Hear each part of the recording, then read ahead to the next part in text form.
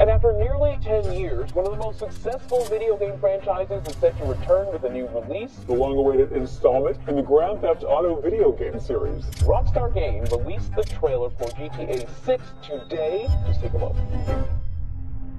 Even though GTA 6 hasn't hit the shelves yet, we can pretty much predict how its release will go down, putting aside any sneak peeks or leaks that might come our way. Picture this: long lines at stores, a record-smashing number of pre-orders, and Rockstar pocketing around $1.5 billion within the first day alone. And that's just the beginning. In the next days, this figure will only grow. The internet will be flooded with a mass of guides and journalism. Every corner of YouTube will bombard you with Let's Play videos, compilations, and analyses. The hype train will start to accelerate. Before all this madness starts, however, we still have the opportunity, perhaps the last one, to think about what comes next.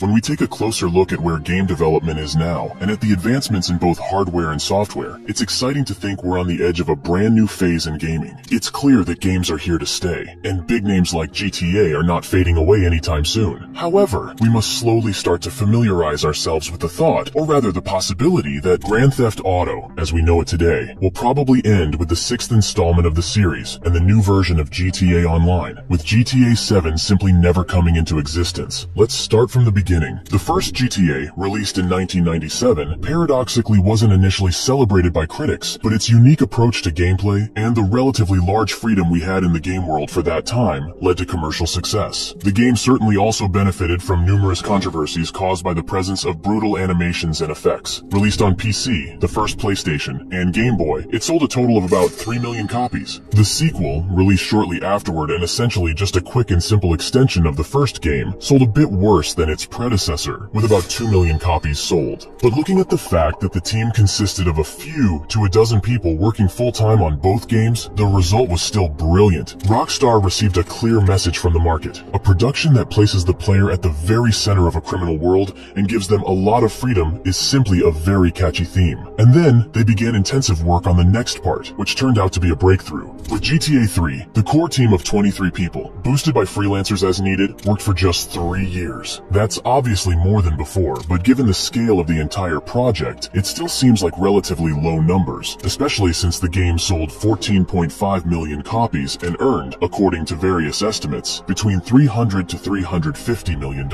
It's estimated that the cost of creating the game was about $5 million, which represents a huge profit for the time. And then it got even better. GTA Vice City, according to various estimates, earned about $100 million more than the third installment. San Andreas was twice as expensive to produce, but sold significantly better, with up to now 27.5 million copies purchased, pushing Rockstar's total profits beyond the $500 million mark. However, the real wild ride began with GTA 4. Over 150 people worked on this game at Rockstar, plus freelancers, and the production cost jumped to about $100 million.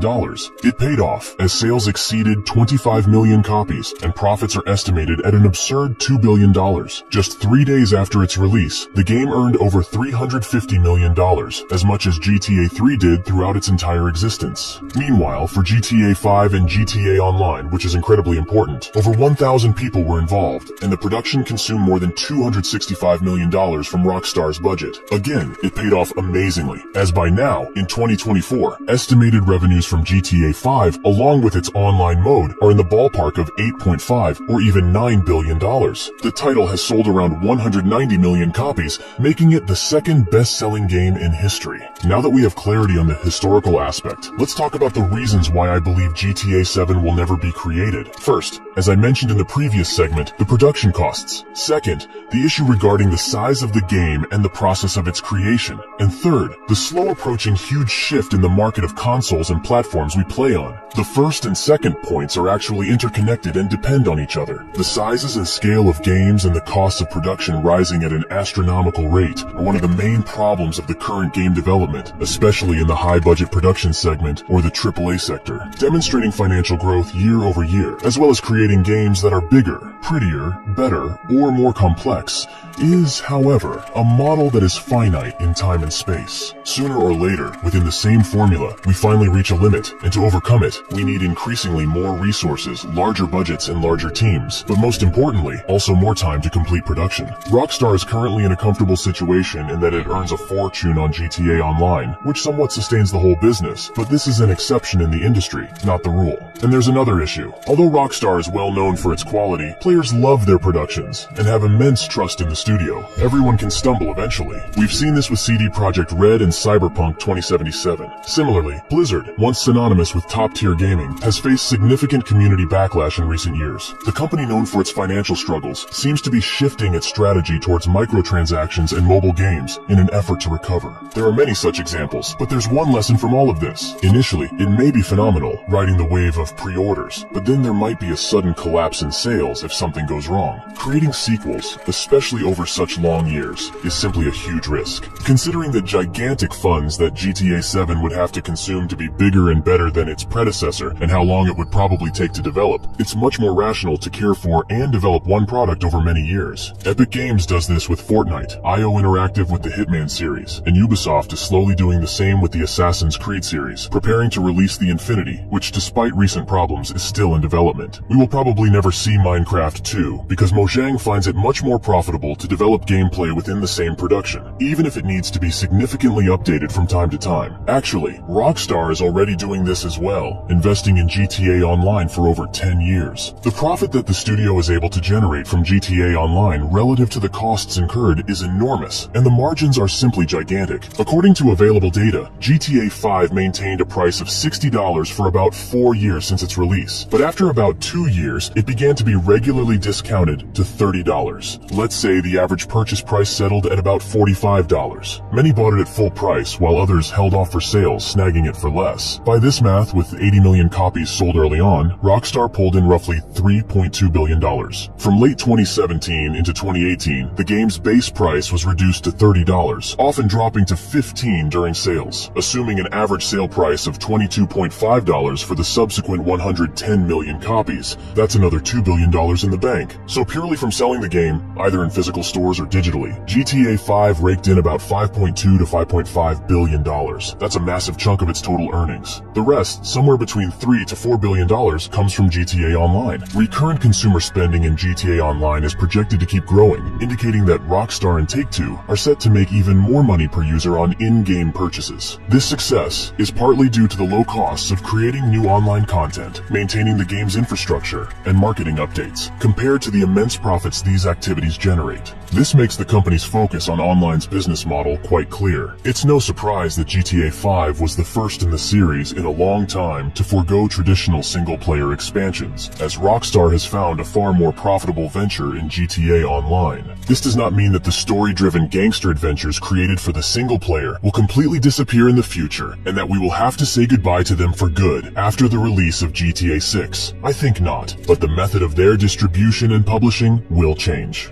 The upcoming GTA will do very well in sales, there's no doubt about that, but when the first wave subsides, we will move to the next phase of the product life cycle, and GTA Online will likely again take the lead in the efforts undertaken by Rockstar. The best proof of how seriously the studio takes this project is probably Rockstar's recent acquisition of the CFX.RE team. If this name doesn't ring a bell, let me explain, as this wasn't a random move. This team created 5M and Red M, very popular and at one time combated by Rockstar, powerful modifications for GTA 5 and Red Dead 2. It is thanks to their work and the mods that roleplay servers were born. This acquisition was made relatively recently, in August 2023. Rockstar will surely be continuously updating, improving, and expanding GTA Online. This is the direction that the creators of Fortnite, as well as the owners of Rockstar Take-Two, have been following for a long time, in the case of their second most powerful brand. Of course, I'm talking about the NBA 2K series, where the online mode has long been the main main source of income. And this brings us probably to the most interesting issue, namely, how such a GTA would be further developed. Just because GTA 7 might never come into existence, and the series in the classical sense comes to an end, doesn't mean that Rockstar will abandon the brand. I see it this way: GTA Online, or whatever it will be called in the future, is the main product, the driving force of the entire Rockstar structure. It's the world around which practically everything will happen, and updates will provide players with gameplay for many years. This is a model that works already, just not on a full scale yet. Along the way, probably, game models will be updated and improved. The graphics quality will change a bit. New zones, new modes, new stories, weapons, vehicles, systems will be added, all with the assumption that despite the expansions, the base remains the same.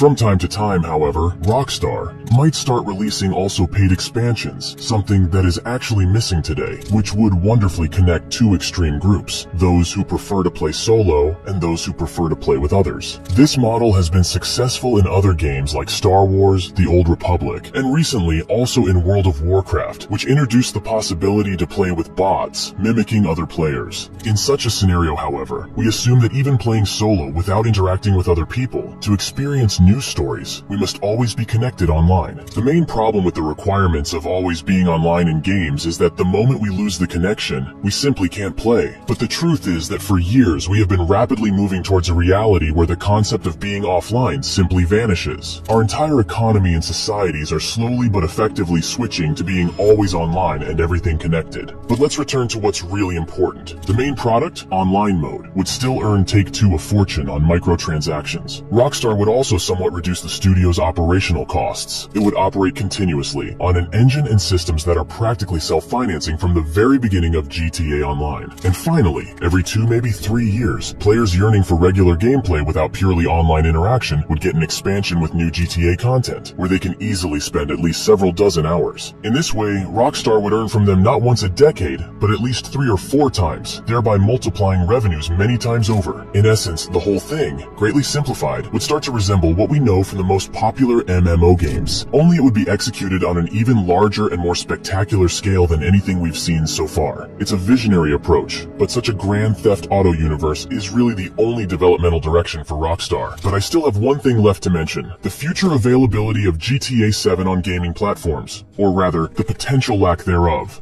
Realistically, we might have 1, or perhaps miraculously, 2 more generations of traditional consoles like the PlayStation 6 and the next Xbox. After that, we're likely to see a major shift in gaming technology. By around 2035, when we might see GTA 7, gaming will be a whole new ballgame. We'll mostly be playing games through the cloud, and using a regular controller or keyboard might not cut it anymore. Thanks to advancements in tech and the rise of augmented and virtual reality, along with new ways to interact with games, how we play is set to change big time. It's not that today's gaming will vanish. It'll still be around, but play a much smaller role. The shift isn't because there's anything wrong with current methods. It's just that to really dive into more engaging gaming experiences, we'll be turning to new gadgets and tech that can bring those worlds to life in ways we've never seen before. It might feel like the 10 years until 2035 isn't a lot of time, but just look at how much technology has evolved from 2014 to 2024, and how much games have changed since then. It's been a huge leap. If Rockstar keeps up its current pace and releases GTA 7 in 2035 and supports it for about 8 to 9 years, we could still be playing what we think of as traditional console games in 2044, 20 years from now. Think about it this way: 20 years ago, in 2004, we were all about GTA San Andreas, Half-Life 2,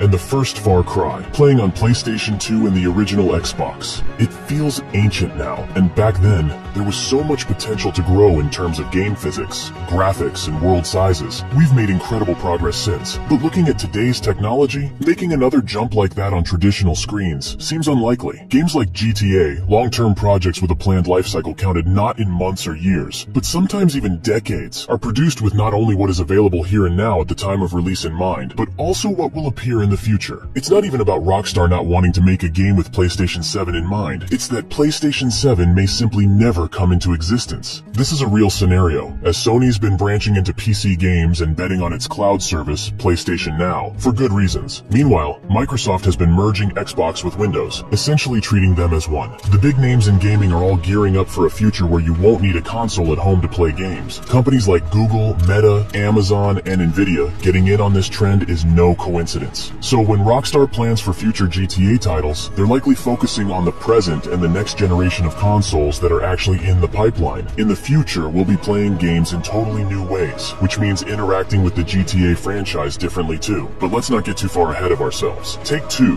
Rockstar's parent company, still has plenty of potential hits to release before it needs to rethink its entire approach to gaming. Think Bully 2, Red Dead Redemption 3, Max Payne 4, or even a new franchise. What comes after GTA 6 is still up in the air, but it's a safe bet Rockstar has some tricks left. Besides, they can keep evolving GTA Online, their colossal ongoing hit, and keep the cash rolling in. Let me know what you all think about this. Which points do you agree or disagree with? And how do you see the future of the Grand Theft Auto series shaping up post GTA 6?